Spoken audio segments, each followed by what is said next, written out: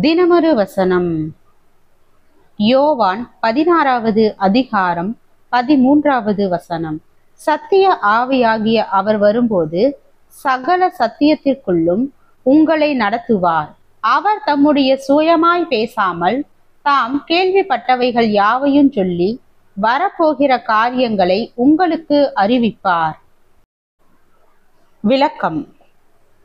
இன்று பரிசுத்த ஆவியானவருக்கு குட் மார்னிங் சொல்லப்படுகிறது, அவருக்கு குட் ஈவினிங் சொல்லப்படுகிறது. ஆனால் ஆவிக்குரிய வேலையை நம்மிடம் செய்ய வந்தாலோ குட் பை என்று சொல்லப்பட்டு விடுகிறது.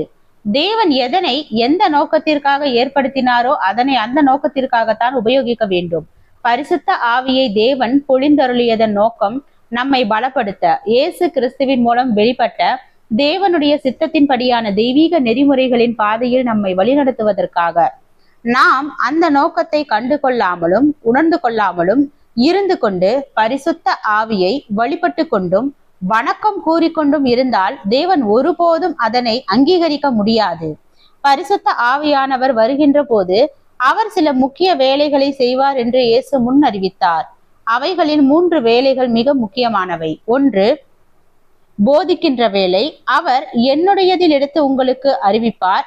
2, வழி நடத்துகின்ற வேலை, சத்திய ஆவியானவர் வரும்போது சகல சத்தியத்திற்குள்ளும் உங்களை நடத்துவார். 3, பலப்படுத்துகின்ற வேலை, பரிசுத்த ஆவி உங்களிடம் வரும்போது நீங்கள் பலனடைந்து எனக்கு சாட்சியாய் இருப்பீர்கள்.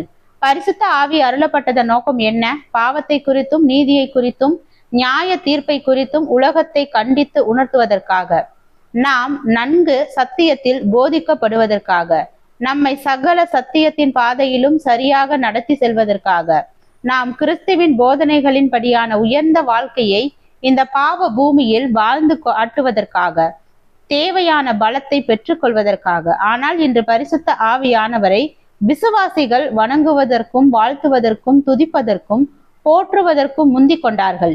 இங்கேதான் சாத்தான் அநேகரை மிகவும் கச்சிதமாக ஆட்டுத்தோலை போர்த்தி கொண்டு வந்து வஞ்சித்து விட்டான் என்று மீண்டும் ஞாபகப்படுத்த விரும்புகின்றேன். அவன் பரிசுத்த ஆவியானவரை ஜனங்கள் வணக்கத்திற்கும் வாழ்த்துக்கும் உரிய கடவுளாக பார்க்க செய்துவிட்டு அவர் அருளப்பட்டதன் உண்மை நோக்கத்தை கண்டு கொள்ளாவிடாமல் அவர்களின் கண்களை திரையிட்டு மறைத்து விட்டான். ஜெபம். தேவனுக்கு ஸ்தோத்திரம்.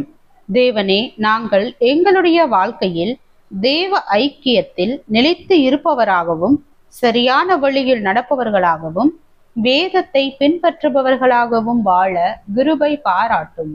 ஆமென்.